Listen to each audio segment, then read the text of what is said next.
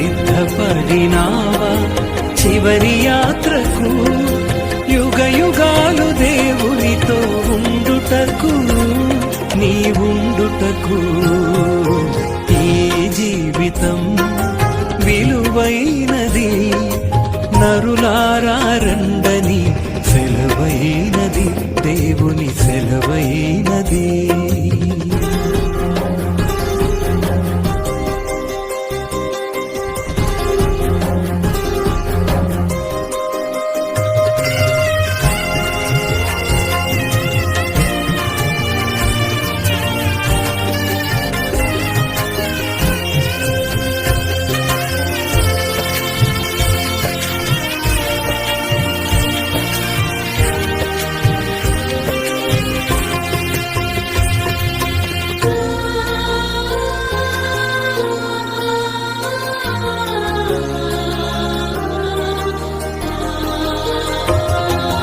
సంపాదన కోసమే పుట్టలేదు నీవు, పోయేటప్పుడు ఏది పట్టుకొని పోవు.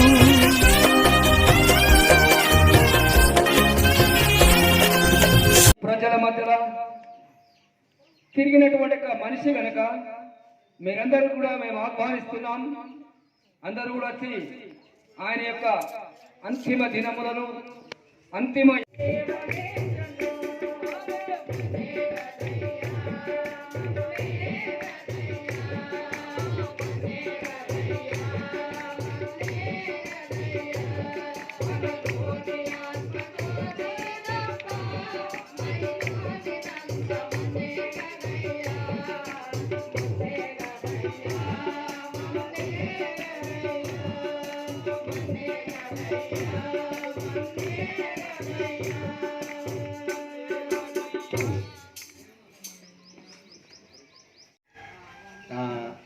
మరణ వేదన ఆయన అనుభవించినట్లుగా మేము చూసాం. అయినా గతించిన దినముల్లో ఆయన కోసం మీరందరూ ప్రార్థించారు. అతని పాపక్షమాపణ నిమిత్తము ప్రార్థించారు.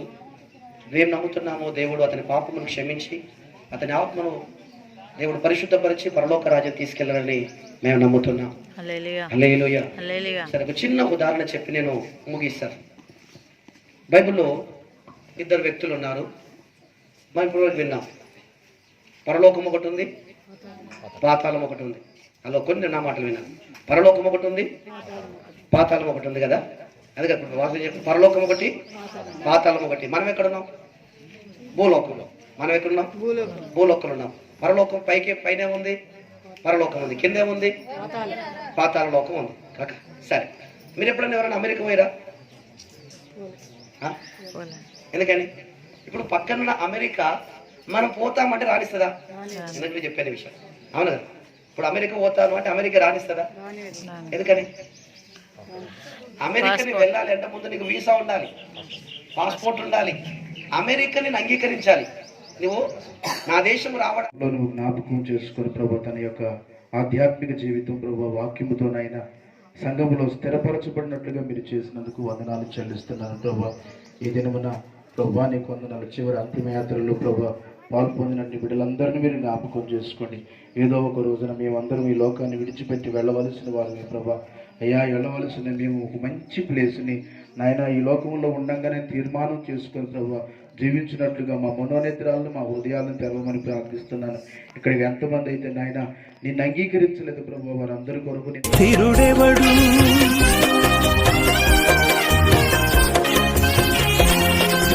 మరణము రుచి చూడక బ్రతికే నరుడెవడు, కలకాలమి లోకంలో ఉండే స్థిరుడెవడు.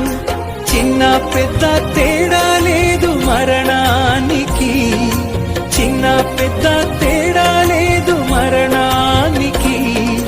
కులమతాలు అడ్డం కాదు శ్మశానానికి, కులమతాలు అడ్డం కాదు శ్మశానానికి. ఈ జీవితం విలువైనది, నరులారా రండని సెలవైనది, దేవుని సెలవైనది.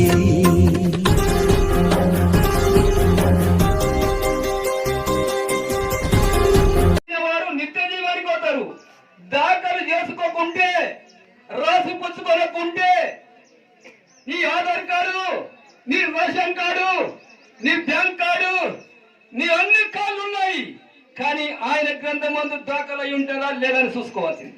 ఒకవేళ దాఖలు కాకపోతే లేస్తావు కానీ నింద పాలవుటకు, ఒకవేళ దాఖలు అయితే లేస్తే కనుక నిత్య జీవానికి వెళ్ళిపోతాము. ఈ మాట మరి దేవుని స్తోత్రం చెప్తాము. హల్లెలూయా, హల్లెలూయా, హల్లెలూయా. స్తోత్రం, స్తోత్రం, స్తోత్రం. పరిశుద్ధుడా, మహోన్నతుడా, మా గరుడా, మా నీడా మీకు వందనాలు చెల్లిస్తున్నాము తండ్రి. ఈ మధ్యాహ్నకాల సమయంలో ఇదిగో ఈ గ్రామంలో ఎన్నో సంవత్సరాలు బ్రతికి అనేక మంచి చెడు చేసినట్టుగా ఈ పెద్ద మనిషిని మీ చేతికి అప్పగిస్తున్నాము తండ్రి. మీరే న్యాయము చేయండి తండ్రి. మీరు అతని ఆత్మను లేకపోతే అతని దేహాన్ని మీ చేతులకు అప్పగిస్తున్నాము.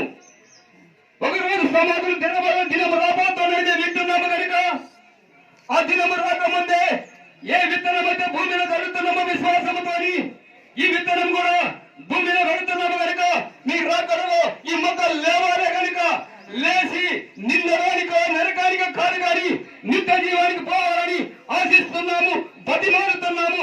ఈ గ్రామముతో పాటు, ఈ కుటుంబంతో పాటు, ఈ సంఘముతో పాటు ఈ యొక్క కార్యక్రమాన్ని, ఈ దేహాన్ని మీ చేతులకు అప్పచెప్పుతున్నాము తండ్రి.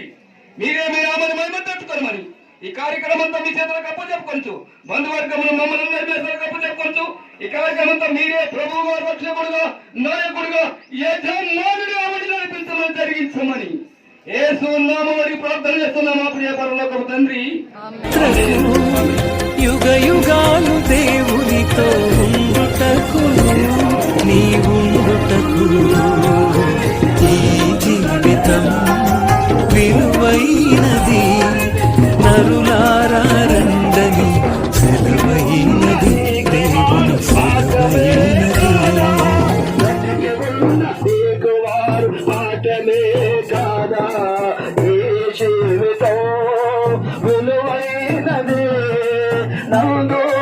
అందుకే మార్పు చెందు మరణానికి ముందు పాపులకు చోటునే పరలోకమునందు. అందుకే మార్పు చెందు మరణానికి ముందు యేసు రక్తమే ఈ పాపానికి ముందు. యేసు రక్తమే ఈ పాపానికి ముందు. కడగబడిన వారికే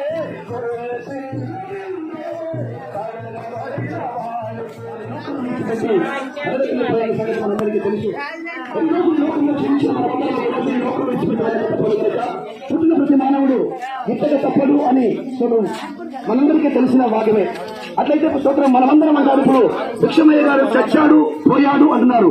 అనగా స్తోత్రం రెండు విషయం మనం చెప్తున్నాం. ఒకటి చచ్చింది, మరొకటి పోయింది. అనగా మనుషులు రెండు భాగాలు, ఒకటి శరీరము, మరొకటి ఆత్మ.